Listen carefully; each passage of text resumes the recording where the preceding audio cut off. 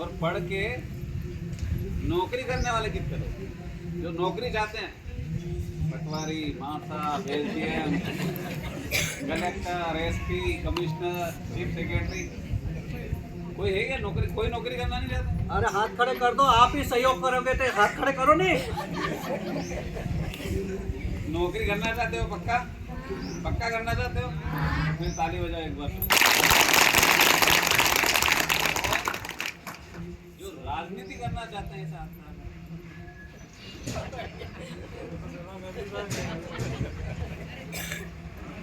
राजनीति जो करना चाहते हैं, पढ़ के राजनीति बनना है, हमारा जनता अध्यक्ष विधायक बनना है, सांसद बनना है, मंत्री बनना है, ऐसा कोई बनना चाहता है? कोई नहीं चाहता। तू चाहता है? अरे वाह, ताली बजाओ उसके लिए। और जो धंधा करने में इंटरेस्ट है, नौकरी भी नहीं करना, राजनीति भी नहीं करना और धंधा करना चाहते हैं, व्यापार, उद्योग, ऐसा कोई सोचता है कि मैं पास करने के बाद में नौकरी भी करूँगा, कोई उद्योग लगाऊंगा या अपना निजी कोई धंधा करूँगा, अच्छी तकनीकी वाली खेती करूँगा, ऐसा कोई सोचता है क्या? नहीं सोचता। अपने देश की जनसंख्या कितनी है? 140 करोड़। कितनी? 140 करोड़। और कम से कम 30 से 40 करोड़ लोग ऐसे जो पढ़ रहे हैं, बेरोजगार हैं। 30-40 करोड़ लोग अपने देश में होंगे और सब यही कहते हैं हमको नौकरी करना। सब कहते हैं ना, सरकार नौकरी नहीं दे रही है, सरकार नौकरी नहीं दे रही। अब बताओ, इतनी नौकरी सरकार लाए कहाँ से? ला सकती है इतनी नौकरी? नहीं ला सकती। अब नौकरी करके हम सब देश सेवा करना चाहते हैं, है ना, अलग अलग प्रकार की नौकरी करके हमको देश की सेवा करना, देश की बोलते हैं। लेकिन देश सेवा के दूसरे भी तरीके हो सकते हैं। जैसे हमने कोई उद्योग लगाया, कोई एक अच्छा उद्योग धंधा लगाया हमने, और उससे हम जो कमाएंगे, कमाने के बाद उसका हम टैक्स देंगे। टैक्स देते हैं कि उस टैक्स से हमारे सारे काम होते हैं। फिर स्कूल की अच्छी बिल्डिंग बनती है, अच्छी सड़क बनती है, बिजली आती है, सब उस टैक्स से होता है। तो ये भी एक देश सेवा का तरीका है, कुछ अपना निजी व्यवसाय करके हम टैक्स दें, है ना।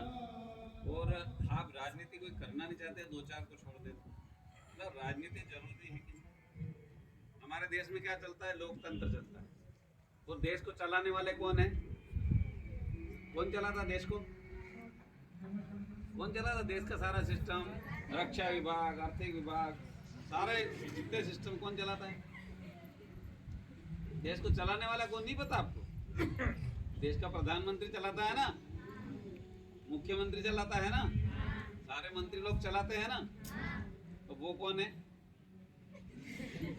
नेता है ना। अब आप लोग कह रहे हो हमको नेता नहीं बनना।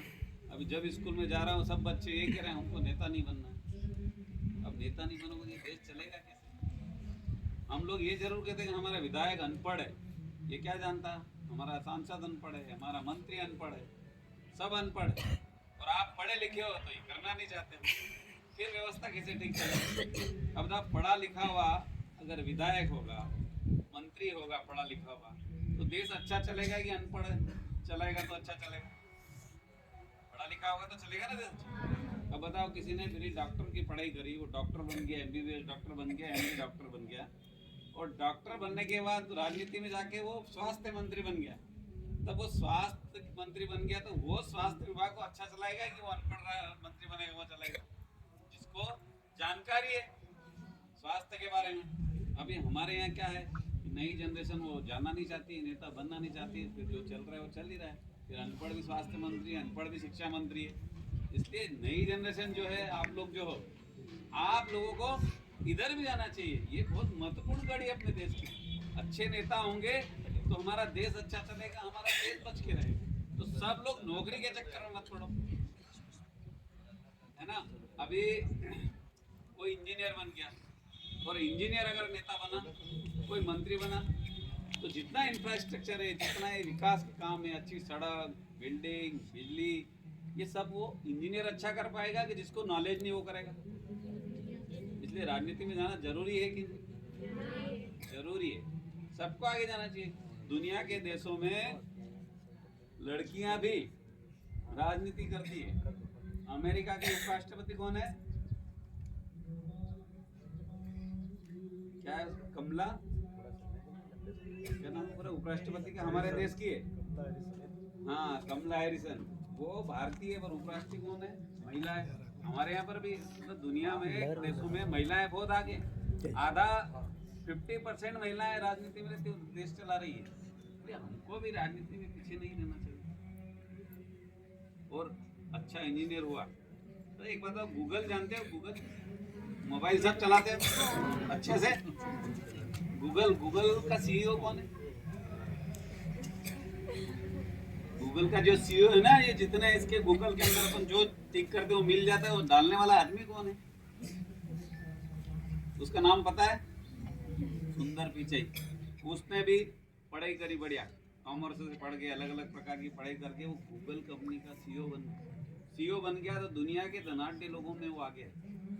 अगर वो सोच लेता है मैं इतना बड़ा कमर्शियल आदमी बन गया, कॉमर्स का आदमी बन गया और मैं भी नौकरी कर लूँ, तो वो क्या इतना बड़ा आदमी बन सकता है? दुनिया उसकी मुट्ठी में, एक क्लिक में सब कुछ निकाल लेता है, ठीक है नहीं? इसलिए नौकरी करना ऐसा जरूरी नहीं है कि नौकरी करें। कोई अच्छा काम भी कर सकते हैं। अच्छा व्यापार खोल के 50 लोगों को नौकरी देने की सोचे ना, कि मैं अच्छा धंधा खोल के 50 लोगों को नौकरी दूंगा। काहे के लिए सरकारी नौकरी के चक्कर में पड़ना? इसलिए सारी दृष्टि से सोचना चाहिए। पढ़ना बहुत जरूरी है, लेकिन पढ़ के नौकरी करूंगा ऐसा नहीं। हमको जो रास्ता अच्छा लगेगा वो रास्ता अपनाऊंगा, अच्छा धंधा कर लूंगा। अभी देश का सबसे बड़ा उद्योगपति कौन है अपने यहाँ? कौन है? मुकेश अंबानी। ये जियो सिम किसकी है? जियो सब जानते हो ना? किस कंपनी की है? रिलायंस की है ना? और रिलायंस किसकी है? मुकेश अंबानी की। और मुकेश अंबानी का जो बाप है वो क्या करता था? पेट्रोल पंप पे पेट्रोल भरता। कितना छोटा काम करता था, लेकिन उन्होंने मेहनत कर करके दुनिया के सबसे बड़े व्यापारियों में शुमार हो गए। अब आप बोलो कि व्यापार करने के लिए पैसा नहीं है, तो पैसा जरूर नहीं है, दिमाग लगा के काम करना पड़ता है। वो पेट्रोल पंप भरते भरते कहाँ पहुँच गए? दुनिया के सबसे धनाढ्य में पहुँच गए। रिलायंस दुनिया में फैल गया है, जियो दुनिया में फैल गया। जियो के बिना हमारा काम ही नहीं चलता है। इसलिए पढ़ के नौकरी करने के उद्देश्य से मत पढ़ो, नहीं तो कल से पढ़े और नौकरी नहीं लगे तो बोलोगे क्या करूँ, बेरोजगार है, सरकार को ताना मारेंगे। कोई सी भी सरकार हो, बीजेपी हो, कांग्रेस हो, कोई सी भी सरकार हो, सरकार इतनी नौकरियां देगी ना, संभव ही क्या इतनी नौकरियां देना? अभी आप बोड़ा इतना 200-300 बच्चे कितने हो, सब बोलते हो हम तो पढ़ के नौकरी करेंगे। बोड़ा इतना के 300 बच्चों को नौकरी दे सकते हैं क्या? पढ़ना जरूरी है और पढ़ के कमाना है, कमा के उसको देख कर हमको देश से, इसलिए बहुत पढ़ना जरूरी है। दूसरा मैं आपसे एक बात कहता हूँ, अभी आप यहाँ पर 12वीं तक के बच्चे हो, कहाँ तक? 10वीं तक के। मैं यहाँ पर एक बुरा मत मानना, एक बहुत बात गंदी है। और वो बात ये है कि बच्चे अभी पढ़ते हैं 9वीं 10वीं 11वीं 12वीं, पढ़ाई करी नहीं करी और गलत चक्कर में पढ़ के लड़के लड़की भाग जाते हैं। ऐसा हम सुनते हैं कि नहीं सुनते? सुनते हैं ना। वो एक लड़के के चक्कर में लड़की भाग जाती है, लड़के के चक्कर में लड़का भाग जाता है, और अपने माँ बाप को भूल जाते हैं, जिन माँ बाप ने इतने बड़े से करके इतना बड़ा किया। सबसे अच्छा कौन लगने लग जाता है? लड़की को लड़की और लड़की को लड़का। और भाग के कहाँ जाते हैं? कहाँ जाते हैं? ये भी तुमको मालूम है। तो भाग के गुजरात जाते हैं। 9वीं 10वीं तक तो माँ बाप ने पढ़ाया कि मेरा बेटा पढ़ के कोई अच्छा काम करेगा, और 9वीं 10वीं में आए और लड़के लड़की भाग जाते हैं, वहाँ जाके मजदूरी करते हैं। यहाँ पर माँ बाप आपस में झगड़ते हैं, जमीन बेचते हैं, पूरा परिवार का सत्यानाश हो जाता है। बताओ ऐसा काम करना चाहिए क्या? हमको सबसे ज़्यादा प्यार करने वाला हमारे माँ बाप से ज़्यादा कोई नहीं हो सकता। इसलिए हमारे माँ बाप जो कहे वो काम करना। और माँ बाप के बाद में दूसरे माँ बाप हमारे स्कूल के शिक्षक हैं, जो हमको अच्छी बातें बताते हैं, ज्ञान की बातें बताते हैं, उनका बराबर सम्मान करना। उनका सम्मान ऐसा नहीं कि हमको शिक्षक ने तो झपट मार दी, घर जाके बोल दिया। मैं तो जब पढ़ता था तो सर के हाथ की बहुत मार खाई है मैंने। और हम अंग्रेजी पढ़ते थे, हमारे एक राठौर साहब थे, वो पढ़ाते थे, स्पेलिंग मिस्टेक हो जाती थी, 10 घंटे पढ़ते थे हमको, घर जाके बोल भी नहीं सकते थे। एक बार बोला घर जाके, तो पापा लेके आए मेरे को स्कूल में, बोले साहब इसको मारा। बोले हाँ क्यों? Spelling mistake. बोले 5 घंटे और लगा अगर नहीं पढ़े तो। अभी अगर आपके साथ शिक्षक ऐसा कर ले तो आप क्या करोगे? झगड़ा कर लोगे। इसलिए शिक्षक अगर डांटता है तो झापड़ मारता है तो आपको मारने के लिए नहीं है, आपका भविष्य सुधारने के लिए। इसलिए अपने शिक्षकों का सम्मान करो, माँ बाप की बात मानो और गलत संगति से बचो। अगर इन सब चीज़ों को आप ध्यान रखेंगे तो निश्चित रूप से हम बहुत अच्छा कर पाएंगे। आप लोगों को बहुत बहुत धन्यवाद। और ये जो सरकार की योजना है आपको बहुत सारी हमारे रमेश भाई ने बताई है। सरकार आपकी पढ़ाई के लिए सब कुछ कर रही है। घर में चूल्हा दे रही है, पक्का मकान दे रही है, नल दे रही है, बिजली 24 घंटे दे रही है।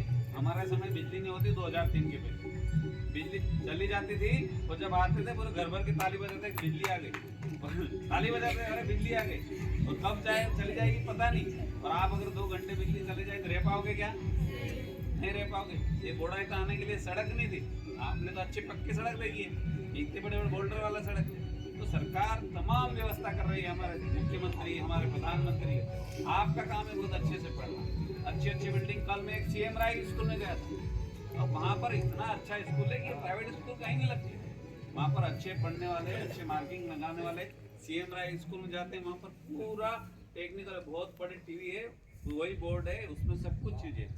जो चीज़ चाहिए आपको वो तुरंत वहाँ पर क्लिक करता है, उस गूगल के हिसाब से वहाँ पर आ जाता है। जो भी आपको ट्राइंगल बनाना है यहाँ क्लिक करता है, वहाँ ट्राइंगल आ जाए।